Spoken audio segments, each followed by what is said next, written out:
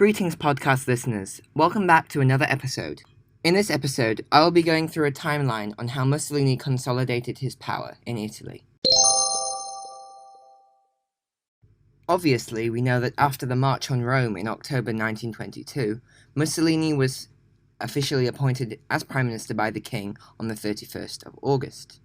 And then Mussolini faced challenges and, importantly, the Matteotti crisis of 1924. And then we get to his consolidation of power. On the 3rd of January 1925, Mussolini declared himself fascist leader and assumed responsibility, for Matteotti's murder. He announced that he would set up a fascist dictatorship within 48 hours. In February 1925, Italy was ruled by Farinacci, a Ras and a radical who had been appointed party secretary. And this was his rule because Mussolini had come down with an illness. Farinacci supervised a purge of fascist party members who were not seen as loyal to Mussolini. In July 1925, new laws were introduced which controlled the press. Anti-fascist newspapers were closed down, and legally, now any articles had to be approved by the fascist government. In August 1925, elected mayors and councils of towns and cities were replaced by podesta. These were fascist officials which were appointed by the fascist party.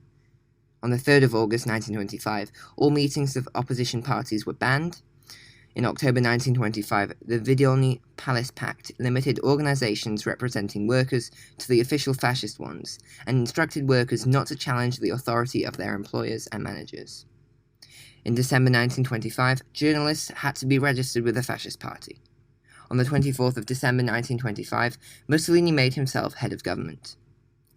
By 1926 January, Mussolini could issue decrees without requiring approval from Parliament. He is now only responsible to the King, although the King needed Mussolini's agreement to appoint any new ministers. October 1926, trade unions were banned and a new law court was set up to deal with political offences. A law was proposed by Alfredo Rocco, which made all strikes illegal. On the 6th of November 1926, following an assassination attempt on Mussolini in October, all other political parties were banned. In January 1927, Mussolini decreed that all Italians, including fascists, had to be loyal to the prefects. The prefects also appointed the podesta. Sometime in 1927, although there is no date because Mussolini formed this secret police force called Ovra to suppress political opponents. So, because it's a secret police force, there were no official documents which stated its existence. In May 1928, Mussolini changed electoral rules. This meant only fascist men over the age of 21 could vote.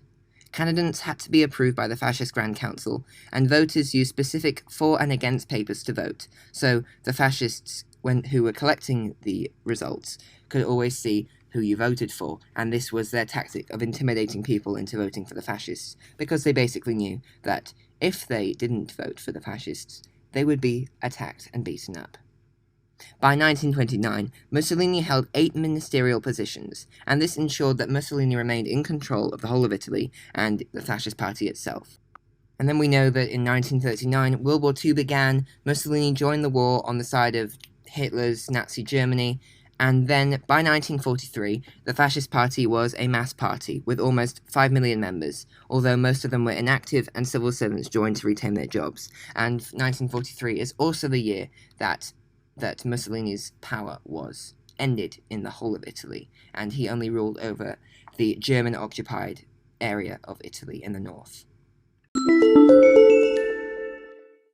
Now, in today's episode, which was shorter than usual, I mentioned a few different things, and importantly the OVRA, Fascist Italy's secret police force.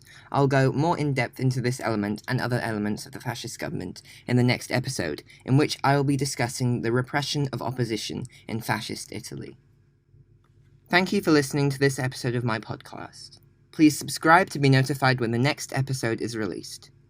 You could also use the links in the description to visit my social media pages, my website which has additional revision material, and also to leave a voice note and send me a DM where you can leave your feedback and comments on my podcast, which are actually really helpful to me. So please do. Bye-bye.